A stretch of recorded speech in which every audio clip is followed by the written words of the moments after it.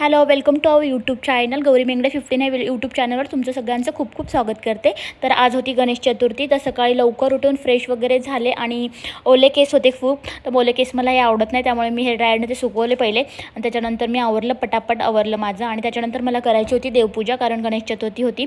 So मी पटापट आवरलं आणि देवपूजा केली। देवपूजा झाल्यानंतर मुलांना खायची होतं ब्रेकफास्ट काय पाहिजे, तर त्यांनी मी सकाळी दूध वगैरे पितात दोघं। तर सकाळी देवपूजा झाल्यानंतर मस्त देवपूजा झाली। हा पिल्लू मला त्रास देत होता काय करते वगैरे।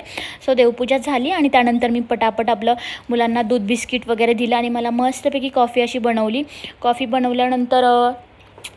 बनवली आणि आम्ही सगळ्यांनी दूध वगैरे केलं। मग थोडासा टाईमपास वगैरे केला, मी माझं काम आवरलं सगळं पटापट।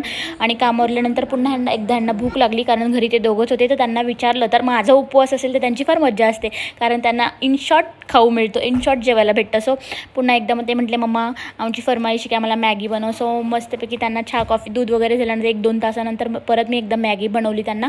मॅगी खाऊन झाल्यानंतर बराच वेळ ते अशा आम्ही खेळत होतो। मी थोड्या वेळशी लोटले, मग ते घरात पेस्ट कंट्रोल केल्यामुळे पेस्ट कंट्रोल केलं होतं, पण तरी पण त्यांना जेल लावायचं होतं। ते काका आले, सो ते झोपले नाही, झोपणारच होते, तर उठले मी आणि ते पेस्ट कंट्रोलवाले काका आले। सो त्यांनी पूर्ण घरामध्ये जेल लावलं आणि जेल लावल्यानंतर मग मी संध्याकाळ झाल्यानंतर आम्ही गेलो होतो गणपती मंदिरात।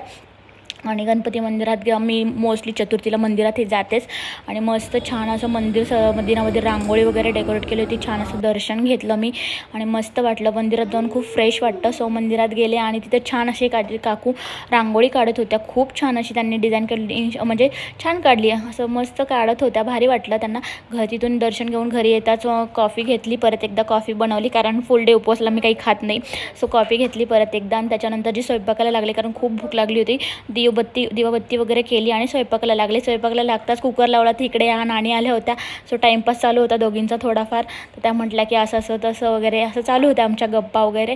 सो मग त्याच्यानंतर मग माझं फेवरेट लागलं की बिग बॉस। सो कंटिन्यू करा आजच्या पुरतं एवढंच, बिग बॉस तर मी कधी सोडत नाही बघायचं। सो स्वयंपाक करता मी बिग बॉस बघत होते। थँक्यू।